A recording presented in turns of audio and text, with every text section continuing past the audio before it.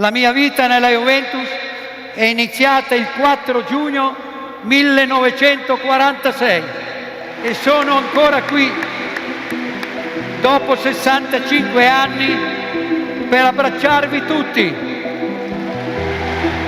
e ricordare ai giocatori la frase scritta su un triscione poco tempo fa: vincere non è importante, ma è l'unica cosa che conta. Il serait mal convenu ou même dangereux de prendre la phrase de Giampiero Boniperti au premier degré. Mais une chose est sûre, à Turin, la victoire a toujours été une obsession. En septembre 2011, date de ces images, elle l'est encore plus. Depuis l'affaire Calciopoli, la Juventus n'est plus vraiment prise au sérieux. Vieillissante, déclarée coupable, sa réputation est ternie. Mais en ce jour d'inauguration du Juventus Stadium, la cérémonie rappelle l'immensité du club. Derrière les discours nostalgiques de Del Piero et de Boniperti, les archives de Michel Platini et de Tardelli, le président Andrea Agnelli veut aller de l'avant. Le dernier trophée reconnu remonte déjà à 8 ans, une éternité pour un club hors du commun.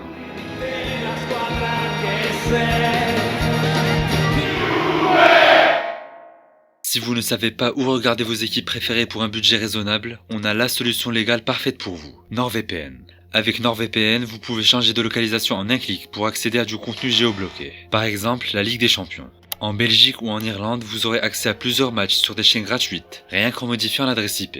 Et pour voir les 3 meilleures affiches de Ligue 1 par journée, il vous suffit de vous connecter au Mexique et d'aller voir la chaîne YouTube Caliente TV. Si vous aimez le cinéma, pareil. Vous pourrez profiter de contenus streaming uniquement disponibles aux États-Unis par exemple. Tout cela fonctionne sur 10 appareils en simultané, y compris sur Apple TV et Android TV. Sans oublier que NordVPN chiffre vos données, rend votre activité invisible et bloque les sites malveillants et les publicités intrusives grâce à la protection anti-menace. Voilà les amis, avec le lien en description, profitez de 4 mois offerts sur tout abonnement de 2 ans, soit moins de 3 € par mois. Satisfait ou remboursé sur les 30 premiers jours.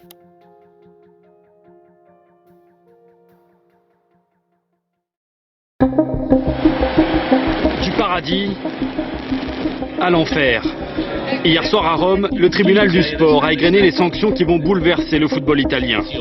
4 clubs sont concernés, à commencer par le plus prestigieux d'entre eux, la Juventus de Turin. Elle est reléguée en 2e division pour la première fois de son histoire. Match arrangé, arbitre corrompu, c'est le plus grand scandale de l'histoire du football. Soyons clairs, il n'y a aucune preuve irréfutable de la culpabilité de la Juventus dans l'affaire Calciopoli. Par exemple, sur ces 2 titres de Serie A contestés, il y a l'exercice 2004-2005. Mais si on regarde de plus près, aucun signe évident de tricherie. Cette saison-là, la Juventus obtient 1,90 points avec les arbitres cités dans le procès, contre 2,63 avec les autres. Une contradiction parmi tant d'autres, qui empêche de démêler le vrai du faux. Quoi qu'il en soit, en mai 2006, la presse italienne publie des écoutes téléphoniques entre Luciano Moggi, directeur général de la Juve, et des hauts responsables de la fédération italienne chargés de désigner les arbitres. Bien que cette pratique soit légale et commune à tous les gros de Serie A, les conséquences sont dévastatrices. Le procès est bâclé en 1 mois. La sentence irrévocable. La Juve est reléguée en Série B avec 9 points de retard. La chute est sans précédent. À l'époque, la vieille dame est un géant d'Europe. Des grands joueurs à chaque poste, 12 titres en 10 ans, une Ligue des Champions, 6 Serie A, mais bientôt 4 car son trophée de 2005 lui est retiré, tandis que celui de 2006 est attribué à l'Inter.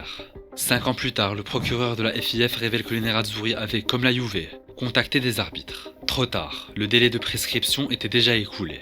Mais restons en 2006. La Vecchia Signora joue son destin et n'a plus le choix. Elle va devoir tester la fidélité de ses hommes.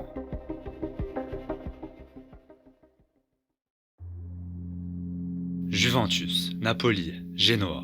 Oui, il s'agit bien du classement de la série B au bout de l'exercice 2006-2007. Après le sacre mondial de la Squadra Azzurra, le foot italien est dans un drôle d'état. En terre turinoise, se morfondre n'a jamais été une option. La Juve vient de le prouver, à commencer par les joueurs. Si l'amour du maillot ne suffit plus pour Zlatan, Vieira, Cannavaro ou encore Thuram, Del Piero, Nedved, Buffon et Trezeguet démontrent leur attachement inconditionnel. Mais le symbole fort de la saison, c'est un jeune entraîneur, pilier d'une rédemption éclair. Sollicité, je suis parti un peu à l'aveugle. C'est plus un choix de cœur. Et en général, quand dans le domaine professionnel, on y met le cœur et l'affectif, c'est pas trop une bonne chose, mais là... S'il y a bien une chose qu'on ne peut pas reprocher à Deschamps, c'est sa loyauté. En 2004, après avoir atteint la finale de LDC avec Monaco, Dédé est le grand favori pour succéder à Marcello Lippi. Son arrivée à Turin semble être une question d'heure. Fin mai, la nouvelle tombe. L'heureux élu se nomme Fabio Capello. 2 ans plus tard, le Bayonnais revient sans rancune, au moment où le club a besoin de lui. À 38 ans, sa fraîcheur fait du bien. Invaincu lors des 18 premières journées, la Juventus assume rapidement son statut. A priori, pas compliqué vu le nombre de joueurs internationaux qui composent l'effectif, en plus des jeunes Marchisio et Giovinco lancés par Deschamps. Mais face à des équipes ultra motivées et des stades souvent à guichets fermés, toutes les rencontres à l'extérieur sont pièges. Pas de quoi gêner les performances du trio d'attaque, qui totalise 46 buts en championnat. La Juve est championne à 2 journées de la fin. Quelques jours plus tard, Deschamps est remplacé par Claudio Ranieri à cause d'un désaccord avec la direction. En tout cas, Didier laisse une très belle trace. La Juve est de retour en Serie A. La reconstruction peut commencer. 15 mesi dopo l'incubo, la Juve si riaffaccia alla Serie A e per la prima volta nella sua scintillante storia non da strafavorita per lo scudetto finale. Cerca un pallone per Trezeguet che va via, grande 1-2, David! Trezeguet, splendido gol della Juventus, splendido. À l'image du triplé de Trezeguet dès la première journée, les Bianconeri signent un retour épatant chez l'élite. 20 buts pour David, 21 pour le soulier d'or Del Piero. La vieille dame termine à la 3e place de Serie A, derrière l'Inter et Rome qu'elle a pourtant battu durant la phase retour. En seulement 12 mois, la Juve semble avoir retrouvé sa position naturelle en Europe. Rien de mieux la saison suivante que le test ultime pour le confirmer.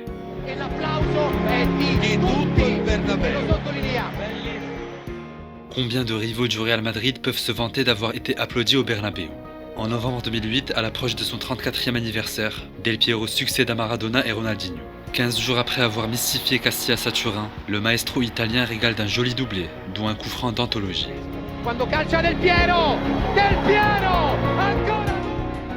Avec 0 défaite en 6 matchs de poule, la vieille dame rappelle sa grandeur. Mais très vite, l'élimination en 8e face à Chelsea calme les ardeurs. Il y a encore du boulot pour Ranieri. Mais plus pour longtemps car fin mai, il est renvoyé après 7 matchs sans victoire, dont 2 valeureux nuls contre l'AC et l'Inter. Cette décision surprenante répond à une logique court-termiste. Miser sur un électrochoc pour décrocher une qualification en C1, indispensable pour les finances du club. La stratégie fonctionne. La Juventus termine 2e de Serie A. Lors du dernier match, les Bianconeri s'imposent face à la Lazio. La conscience tranquille, Nedved peut faire ses adieux aux 2 clubs qui l'ont hissé au sommet. E l'omaggio di questa giornata qui all'Olimpico è il giusto premio per un campione come lui. Si tocca all'interno della coscia, l'adduttore forse. Il devait être le remplaçant de Nedved, le nouveau Platini, la nouvelle star du projet. Dès la 2e journée de Serie A, Diego inscrit un doublé mémorable face à la Roma. Mais à l'instar de sa saison en dents de scie, l'attraction turinoise se blesse la semaine suivante. Malgré ses 16 passes D, il ne peut faire oublier les 26 millions d'euros de son transfert. La faute à une relation difficile avec Del Piero et un 4-4-2 incompatible avec ses qualités de meneur. Dès l'été 2010, le Brésilien fait ses valises. Entre 2009 et 2011, les dirigeants accumulent les mauvais choix, cèdent trop facilement à l'impatience des supporters. Résultat, 2 piètres 7e places consécutives en Serie A, mais surtout 2 douloureuses défaites européennes sur le score de 4-1. D'abord en C1 à domicile face au Bayern, puis chez Fulham l'année suivante en Ligue Europa. Après 2 belles saisons, la Juve est en train de couler. Merci à la génération Série B, mais il est temps de démarrer un nouveau cycle. À 36 ans, Alessandro Del Piero continue de prendre du plaisir sur les terrains de football. Auteur de 5 buts cette saison en Serie A, le capitaine de la Juventus a joué près de 700 matchs avec son club de toujours, une longévité extraordinaire. En 2011, ce nouveau cycle démarre avec un seul rescapé, mais pas n'importe lequel. Légende du club, Del Piero fait bel et bien partie du projet Antonio Conte, qu'il a déjà eu comme coéquipier. Depuis peu, Il Pintoricchio a retrouvé une stabilité en joker de luxe. Sa patte droite étant souvent décisive au moindre problème de finition de la Juve. Cette saison-là, les Bianconeri sont vêtus d'un maillot aux rayures floues, comme symbole de l'avenir incertain du club. Mais dès le mois de septembre, on sent le net potentiel de la vieille dame.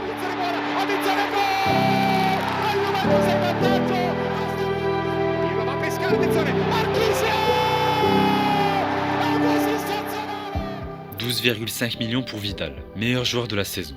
300 000 pour Barzagli, patron de la défense. 0 pour Andrea Pirlo qui vieillit comme du bon vin. La Juve doit son nouvel élan à un mercato très pertinent, mais pas que. Chiellini et Marchisio s'imposent comme de nouveaux cadres. La vieille dame séduit, inquiète. Très vite, les hommes de Conte s'engagent dans la course au titre avec le Milan AC. En octobre, la victoire 2-0 face au Rossoneri confirme ses ambitions. Au bout d'un match âpre, Marchisio claque un doublé qui installe la Juve seule en tête du classement. Cette équipe a beaucoup de caractère et se bat pour chaque point. Fin novembre, les Bianconeri sont menés de 2 buts à Naples, mais reviennent au score dans les 20 dernières minutes. Score final 3-3. Mi-décembre, dans un Olympico en feu, Buffon repousse le pénalty de Totti pour arracher un nul précieux. Il cross di Emanuelson, Vidal lo mette fuori, Maxence Buffon! Pour la presse italienne, le titre s'est joué sur cette action litigieuse. Ce but injustement refusé de Montari aurait permis à Milan, alors leader de Serie A, de creuser son écart avec le dauphin turinois. Il n'en sera rien. En deuxième mi-temps, une réalisation de Matri est annulée pour un hors-jeu inexistant. Stratégie de compensation de l'arbitre, on ne saura jamais. Au détriment de la qualité de jeu proposée par les 22 acteurs, ces mauvaises décisions arbitrales ravivent les démons du Calciopoli. Pour autant, pas de quoi déstabiliser la Juve. Fin mars, la bande à Pirlo bat facilement la Fiorentina, l'Inter et le Napoli. La vieille dame retrouve la première place qu'elle ne lâchera plus. Début mai, la grosse bourde de Buffon à Lecce ne fait que retarder l'inévitable. La journée suivante, la Juventus est sacrée championne d'Italie. Pour couronner le tout, elle fête son titre à domicile lors d'une victoire 4-1 face à l'Atalanta. A noter aussi deux faits marquants. La Juve est la première équipe de l'histoire de la Serie A moderne à finir la saison invaincue. Encore plus beau, Del Piero marque pour sa dernière et sort par la grande porte. Momento storico, uno dei momenti storici di questa giornata. Alex Del Piero, dopo una vita nella Juve, esce dal campo dopo aver giocato più di tutti con la maglia bianca.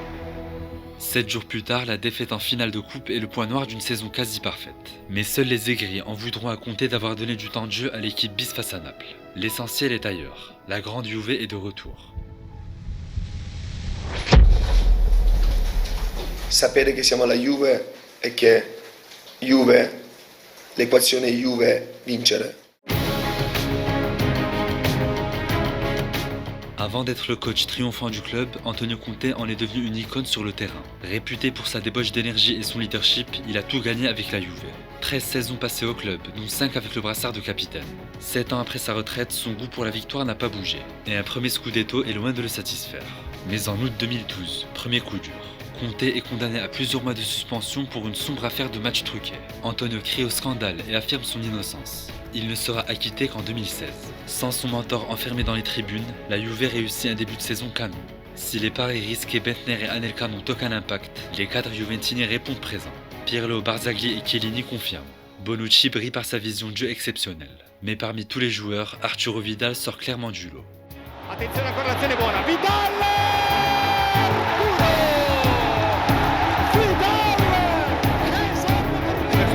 Vidal il tiro, la palla in rete, la Juventus è in vantaggio con Arturo Vidal, al minuto numero 41, Vidal. Les gens l'oublient souvent en évoquant la génération dorée de la Juve. En réalité, El Re Arturo mérite d'être autant cité que Pirlo et Marchisio, voire davantage. Milieu box-to-box par excellence, les stats du Chilien sont dignes d'un Yaya Touré Prime. 41 cartons jaunes aussi, car les qualités offensives d'Arturo cachent une agressivité précieuse pour le système de Conte. Après 49 matchs sans défaite en Serie A, la Juve accueille l'Inter Milan. Dès la 17e seconde de jeu, Vidal donne l'avantage aux siens. La palla dentro, questa è la giocata, lui è oltre. Fuori gioco, fuori gioco, fuori gioco, clamoroso. Fuori gioco. La presse prépare déjà la une scandaleuse du lendemain matin. Il n'en sera rien. L'Inter s'impose 3-1. L'extraordinaire série est terminée. Les Nerazzurri reviennent à un point de la Juve. Les joueurs sont tristes, mais objectivement la défaite les soulage d'une pression qui grandissait à chaque itération. Dès la journée suivante, la vieille dame corrige Pescara 6-1. Puis elle enchaîne un nul contre la Lazio et une défaite face à l'autre Milan au San Siro. Des contre-performances qui arrivent pile au moment du retour de Conte sur le banc.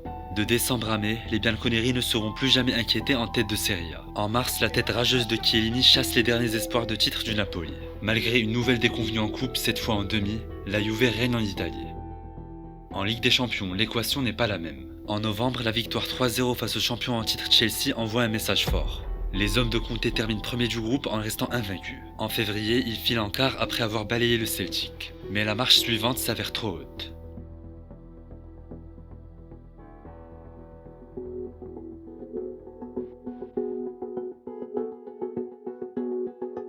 Ce soir-là, à Istanbul, la Juve dispute le match le plus important de la saison. Pour se qualifier en 8e, elle a besoin d'un nul. Mais Wesley Sneijder en décide autrement. Il est certes tentant d'accuser la pelouse pour justifier la déroute turinoise. Mais les aléas climatiques d'un match joué en 2 jours n'expliquent pas tout. Dans un groupe où figure le Real Madrid, la Juve avait droit à cet unique faux pas. Sauf que quelques semaines plus tôt, elle concédait le nul à domicile face à Galatasaray. Reversés en Ligue Europa, les Italiens pourraient se consoler en finale à Turin. Il n'en sera rien. En demi, la vieille dame est éliminée par le Benfica. Au match retour, une victoire 1-0 aurait suffi. Mais même à 10 contre 11 pendant 25 minutes, les bianconeri échouent devant leurs supporters. Malheureusement, ces deux désillusions font presque oublier la saison stratosphérique du club en Serie A. 102 points, 80 buts marqués, 23 concédés. La Juve de 2013-2014 est celle de tous les records. À son arrivée, Carlos Tevez est critiqué pour le numéro qu'il choisit. Au début, on le dit gros et en manque de rythme. C'est finalement bien l'Argentin, décisif 30 fois en 48 matchs, qui porte l'attaque turinoise. Mais sur les réseaux, c'est le nom d'un joueur beaucoup plus bankable qui brûle toutes les lèvres.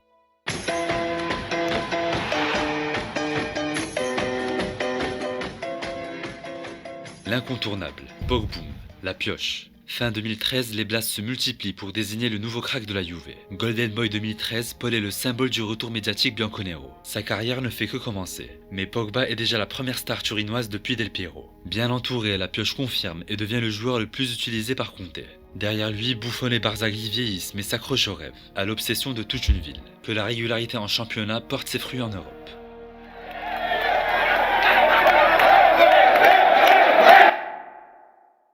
Mister, ci troviamo qui perché ha un messaggio molto importante da trasmettere. Qual è? Désaccord sur le mercato, lassitude, trop de pression. En juillet 2014, Conte quitte la Juventus après 3 ans de loyaux service. Les raisons de son départ restent floues. Quoi qu'il en soit, le successeur immédiatement désigné se nomme Massimiliano Allegri et n'est pas du tout validé par le public juventino. Le tacticien italien sort de 2 années difficiles au Milan AC, qui ont largement entamé sa crédibilité. Afin de se faire accepter, Max sait qu'il doit faire aussi bien, voire mieux que son prédécesseur, notamment en Europe. La società ha una strategia oculata di mercato, sta cercando di rinforzare la squadra per renderla ancora più competitiva, oltre che in Italia, ma soprattutto in Europa. Quoi de mieux qu'un attaquant merengue pour passer un cap en Ligue des Champions? 4 jours après le changement de coach, la Juve signe Morata en pariant sur l'avenir. Mais vous connaissez Alvaro. Avec lui, rien ne se passe jamais comme prévu. Pour son premier entraînement, l'Espagnol se blesse gravement à la cheville. Le nouveau numéro 9 du club ne revient à 100% que début octobre. En attendant, Tevez évolue avec Fernando Llorente en attaque. Le Basque n'étant pas du tout en forme, l'Argentin n'hésite pas à y aller seul.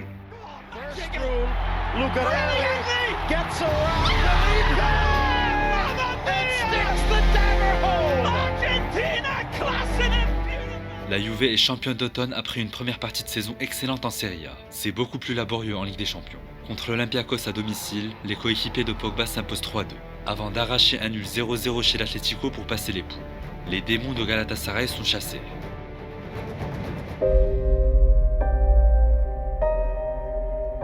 Sebastian Giovinco. En février 2015, la fourmi atomique quitte son club formateur pour Toronto, club dont il deviendra une légende. Du haut de son 1m64, Seba était un joueur atypique, extrêmement rapide, capable de tirer les coups francs, et n'oublions pas, détestable sur FIFA 18. L'attaquant a brillé en prêt à Parme mais ne s'est jamais imposé à Turin malgré ses 19 ans au club. Son départ laisse un goût amer. Enfin remis de blessure, c'est Morata qui le remplace numériquement. Si Giovinco faisait dans la fantaisie et l'inconstance, Alvaro s'apprête à briller par son efficacité. De février à juin 2015, Morata est un joueur de classe mondiale. La plupart de ses buts sont moches mais peu importe. L'Espagnol incarne à lui seul le basculement de la Juve dans la cour des grands. En 8e, sa complémentarité avec Tevez écœure les défenses de Dortmund. En quart, il provoque le pénalty du seul but de la double confrontation avec Monaco. Face au Real en demi, il marque à l'aller et au retour.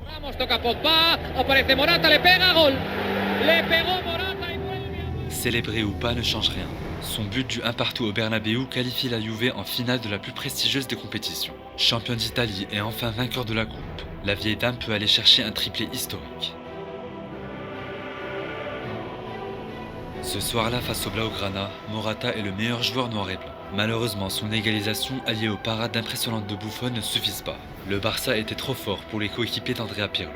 Ce dernier dispute d'ailleurs son dernier match avec la Juve et en Europe. Sa carrière, plus largement, laisse une trace indélébile. Arrivé en 2011, Andrea a vécu l'ascension du club jusqu'à la toute dernière marche européenne. Cette vidéo a commencé avec une relégation en Série B. Elle se termine avec une finale de Ligue des Champions. 9 saisons, des grands joueurs, des moments inoubliables. Et la vieille dame redevint ce qu'elle a toujours été, un géant d'Europe.